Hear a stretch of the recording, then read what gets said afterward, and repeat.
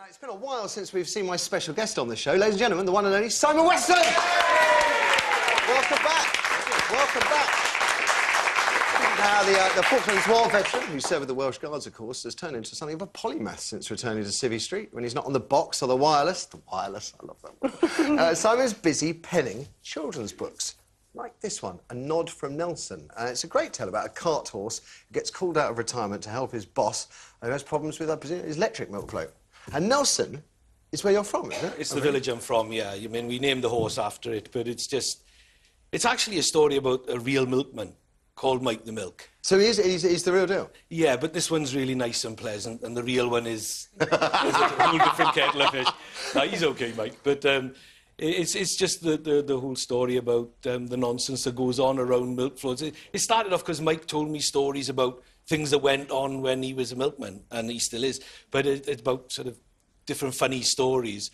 And I just thought, wouldn't it be lovely to write something that would be just as funny, but affectionate in a children's way? So that's why we did it. Because I'm fascinated by children's books, because there seems to be... They're a real magnet for people, aren't they? I mean, lots and lots of celebs have a go at them, and actually, has to be said, all with fairly high rates of success. Ricky Gervais, Duchess of York had a go as well, didn't she? Madonna's done it.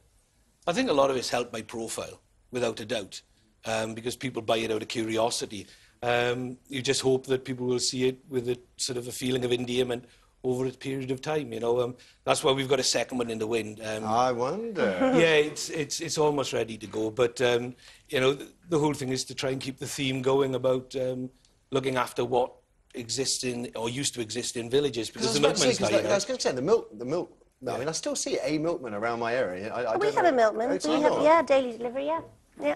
They are dying out, though, and it's, you know, it's like a lot of the old traditional things like blacksmiths and all that, they're all disappearing. In fact, the last cooper in the country is advertising now for somebody... Oh, yes, the wooden barrels, yeah. So, I mean, traditional sort of trades are dying out. And bankers as well, they're gone. Oh, let me just wipe the tears from my eyes. Yeah. Now, Eric, you've got a question about children's books, is that right? We do, yeah. Next to me is Antoinette. So what's your question? What was your inspiration for all the charity work you've done over the years? The inspiration for the charity work? Purely and simply, it was very straightforward, really. I mean, I'd been given so much by the people of this country, and I was always brought up that nobody ever owed me anything. Nobody owed me anything in life. And it was made very clear to me by my mother when I came back from the Falklands, because that's what one of the first sentences she said to me, that, you know, where do we go from here, because the world doesn't know you are living. And that was my mother thinking out loud, and I just thought, well... Not the most sympathetic approach. I can imagine my own mum saying something like that to me. But being a nurse and a district nurse and all the rest of it, tough love comes easy to them people, you know what I mean? It's compassion wrapped up with a sort of metal glove. But, you know, that's because my mother... you know, knew she had to do something to try and drive me on, because she knew I was in a situation where it was touch and go. But I thought, because looking back on your life, one of the things that drew you to the army in the first place was you didn't exactly embrace school, did you, with both arms? I disliked school immensely. I just found that I felt like I was wasting my time. I wasn't. Now I realise that I wasted a genuine opportunity to embrace education, because it was the only thing you were going to get in life for free. I mean, I didn't have to pay for it. All I had to do was work for it. But now, you know, I look back on it and see what I wasted. But it's too late to go back on those times. The only thing I can do now is make the best of what I've got right now. It must make you think about, because, I mean, education is I mean, it's such a sort of hot political potato now, so much interfering. I mean, think about ways that teachers are trying to engage with kids. I mean, if you think back... Were there no teachers there that connected with you? No one there? Yeah. There were, but... There were, but it was... The subjects were sort of... You may get one a week or two a week, and you turn up for those days or for those lessons, and then you disappear again. I mean, I have to say, it only sort of started very late on, when I was about 15. But the fact was, you know, I just disengaged with school. You know, when you're learning parrot fashion off a board and it's all dry and there's no fun, there's no humour, and teachers are just going through the motions, then you do lose youngsters, especially if they've got a sort of imagination.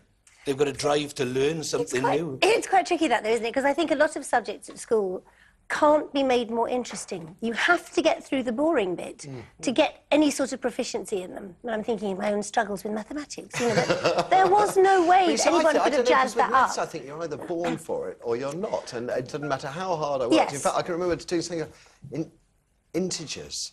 And I kept saying to him, just tell me what an integer is, and then I can at least start to understand. And after a year, I was still none the wiser. I still don't go know back what further an than that. integer is. Logarithms? Yeah, Well, no, I'm not logarithms, very good at anybody? adding up. I mean, we had to do hours and hours on logarithms, and I must say that hasn't served me. It would have been more helpful if we'd done mortgages, if we'd done falling interest rate.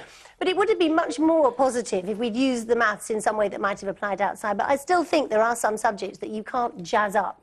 You know, you have to get through Yeah. a certain amount of graft, because that's the only thing they are. You know, they are facts and figures. They are numbers. You can jazz up history, you can jazz up English. You can. You can jazz up most And also, of the you cannot be a subjects. bored teacher, because I think Yeah. a bored teacher makes a bored class. And even if they're teaching you something which there's no way round, you know you've got to graft, you've got to learn this stuff. But if If you they're just- bored by the subject, you're not going Just to get write it. it on the board. It's and write this down, Yes, copy exactly. this down, no explanation, The no teacher sounds interaction. bored, yeah. And in the end, I just got bored of it. If you'd had a more engaging time at school, would you have still gone into the forces? That's a sort of debatable point. I don't know. I probably would have, but probably not at the same time. Gone in later. Yeah, I mean, because I got into a spot of bother, and the way to get away from that type of lifestyle was to leave and go straight to the armed forces. So I was encouraged to join the military by the scruff of my neck, and you know that one-legged walk you do when you know when you really want to be resistant to things. But I went and joined at 16 because I knew that if I didn't do something about my life, then I could ruin it. But there was quite a lot of controversy last year.